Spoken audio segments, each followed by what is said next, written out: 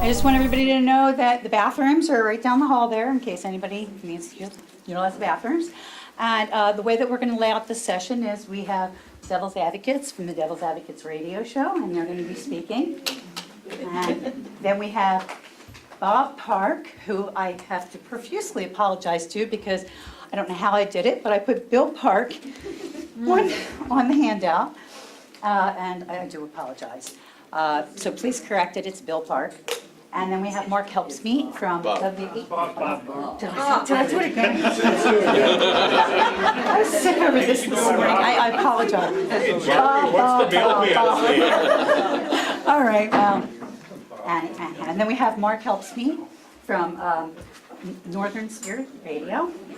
So we're going to have each of the different groups, well, Dom and Mike and Bob and Mark speak in turn, and then after that we're going to have a panel session, so we just talk about what we're going to do. The handout, the reason for the handout was to give you the contact information for everybody that's here, so that you go out and you can listen to their shows, you can support them, and you can get involved in this network that we're going to have. We want to have a very good, robust networking group across the state. So that will give you all the contact information on there. It also has next steps for after this presentation, and the next steps are to go out and go to my website and put your information in so that we have your contact information. And then the next step after that is I have a room reserved in Sun Prairie at the library for a meeting on April the 10th. So anybody that's interested in continuing on after this session, please, let me know if you're going to show up or just show up. So you're out of handouts or something? I am out of handouts, I apologize. I can give you my card, and I will get a handout to you. If you need a handout, I'll give you my card, and I will email one to you. So first up, we have Devil's Advocates. And the Devil's Advocate Show is Wisconsin's most dynamic afternoon political drive-time radio program, perhaps ever. Teaming with UW La Crosse College roommates, Libertarian Dominic Salvia, and Bernie Crute, Michael Crute. The show went national, on national syndication on January 2nd, 2017. Initially, they were in 17 markets, from Phoenix to Seattle to Charlottesville, Virginia, and outlets including TuneIn, iHeartRadio, Armed Forces Radio Network, Progressive Voices. The Devils uphold fact, resist Trumpism, and Walker bash with equally. In February, the pair added the media moguls to their resume, entering into a time brokerage agreement with Good Karma Broadcasting towards the purchase of News Talk 1510 AM, WRRD, Waukesha, Milwaukee area, where they can be heard weekdays from 3 to 6 p.m. So I give you the Devil's Advocates. I'm going to stand up because we always stand during our show. Thanks a lot. I mean, good turnout here, and we're inspired to see so many good people. We may have a little differing tact at this than some, meaning that we approached radio in the same way right-wing talk radio does, sort of. And what I mean is, we want to be commercially viable. We want to demonstrate that we're winning, or we're competing on the same metrics that righties claim they're doing on the radio. Now, what they fail to tell you is there's a lot of money propping up this so-called right-wing commercial endeavor. There's a lot of foundational money. The Bradley Foundation comes to mind. The Franklin Foundation comes to mind. When you hear commercials that aren't really for a product, if you ever tune into Rush or Sean Hannity or some of these others, that's really a way for people to give them money. We like your message. Here's your money. We don't have any George Soros money at this time, although we're... I hear it's all over the place, though, so if anybody knows, just let us know, right? But what we are trying to do, and obviously we're in the midst of buying a commercial radio station, 1510 AM. We made the flip of format on February 1. And for us, Dom and I did this in Madison, the former Mike 92.1. We never worked for iHeart. We independently produced a show. We paid for the right to use production facilities and personnel, and then we made it profitable. and then we sold the ads, and then we brought return for our advertisers, and we built up audience. And I know there's some of you that listened to us when we were in Madison.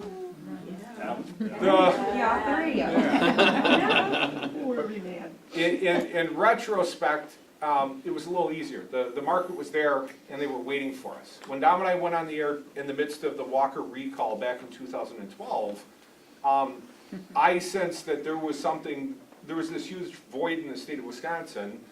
The righties were all propping up Scott Walker, and we just felt like someone at least should be calling out the $3.6 billion budgetary lies, things of that nature, and that's where we found our role. So we're trying to put forth fact-based, not alt facts, but real fact-based. There is editorialization, there is talk on our station.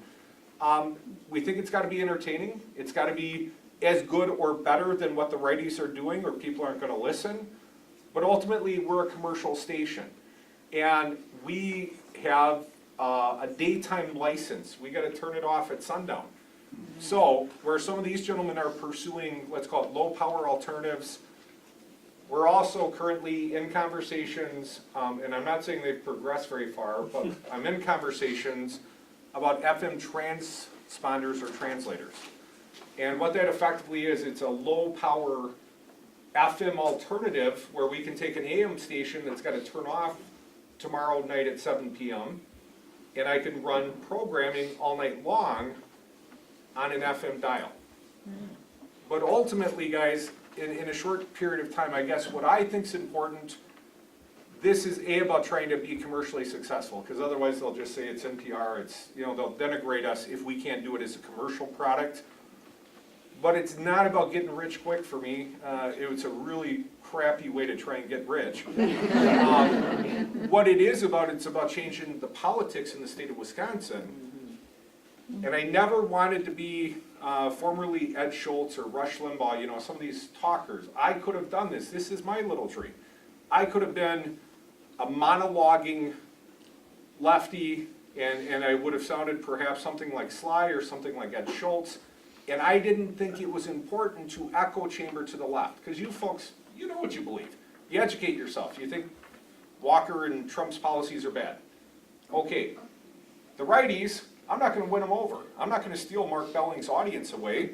They might tune in occasionally to giggle with us, but we're not going to take away his loyal 30%. But the big old 40%, the independents in the middle, are what are persuadable in this world. So our tact was, we have to offer alternative viewpoints in real time, because I think lefties can handle the truth. Not all of our whininess is always vindicated. Sometimes there are points the right or the center or the liberals or libertarians have to make. But my point of view, bringing on a good friend and a college roommate, a guy I can argue politics forever with, is because my contrarian buddy is telling you the other side's point of view, or at least giving a differing vantage point in real time. And what we think is, I think every day, if I can convince him through the course of time, maybe not today, but over the course of time, presented with facts and better governance, you know what, most independents will gravitate towards it. So if Democrats, and I'm not part of the team, but if Democrats want to win some elections, they better get on board. They better support the station while it's getting up and running and trying to create commercial viability. And ultimately, guys, I can't label it lefty. I'm not calling it lefty because I don't want my advertisers to be hemmed into saying, well, we support the left. Well, you can assume if they're advertising on the station, they're supportive of the left. But really, the customers, we want 70% of the people. We want the independents to listen to our station as well, because A, they're consumers, and B, they're voters. And our stick is right in the reddest county in America. We're in Waukesha. That's our transmission point.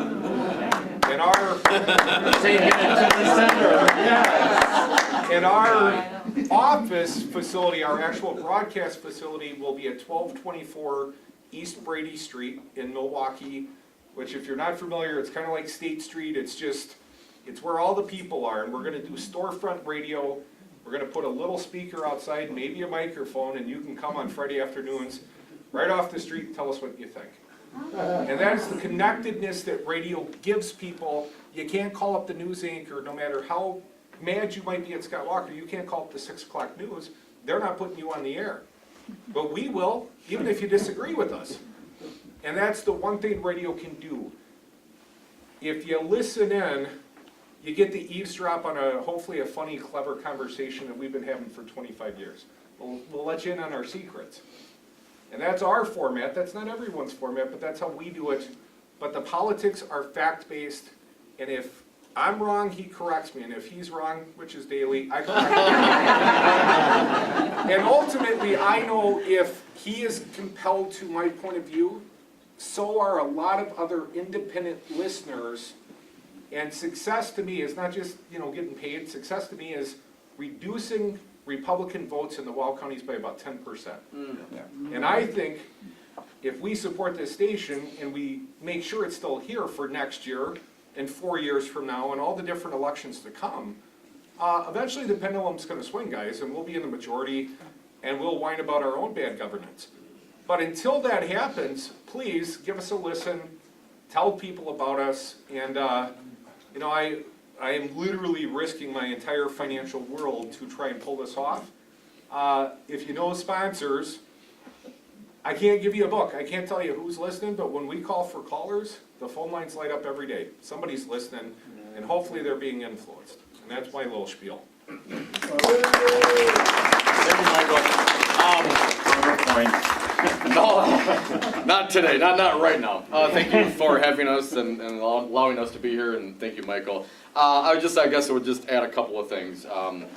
Michael came over to my house one time, and we've been talking politics and hanging out. We went to college together, for crying out loud. So we've been doing these discussions. Unlike the governor. for many years, and he came over one time and said, "Hey, we were having a discussion. We got mad, and we laughed about something, a joke that he said at the end, and God, it was great. And we went on doing our party and having our drinks and hanging out. Eventually came over and said, hey, let's do a radio show. All right, so we got the iPad out, and we tried to learn to talk in 10 or 15 minute increments and not swear. And drinks with ice are really loud next to a mic, so we had to get rid of those as well. But eventually, this thing came from a Saturday to a daily, and then to a 2-hour daily, and then the 3-hour daily, and then the national. We just kept going, kept pounding. And it's, for me, it's been an experience in a couple of ways. Number one, it allows us the opportunity over the last couple of years, and this last election cycle specifically, to go out on the road and see what this show is all about. And we went to the WIM in Vegas for the first Dem debate, and got to go back to the spin room and see how this whole thing was made. And for me, it was about an adventure, man. I've never seen anything like this. And you got to see the show and really realize, wow, it's all the whole perimeter of the room is just 10 by 10 television people that you see these. You watch the news, you see all these people, and they're standing on boxes and their crates that they brought their gear in. It's very ugly. It's a show, and I'm thinking to myself, wow, this is amazing. I got to feel perspectives and get an idea of how this thing worked, and unfortunately, in many ways, my cynicism over my life has proven to be correct, I think, especially given our current president.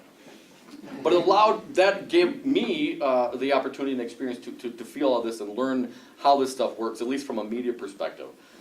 And then to do this with my friend Crute, to be able to have arguments, philosophy, politics, life, whatever you want to call it, and get heated and get mad, and then be able to just wipe it away.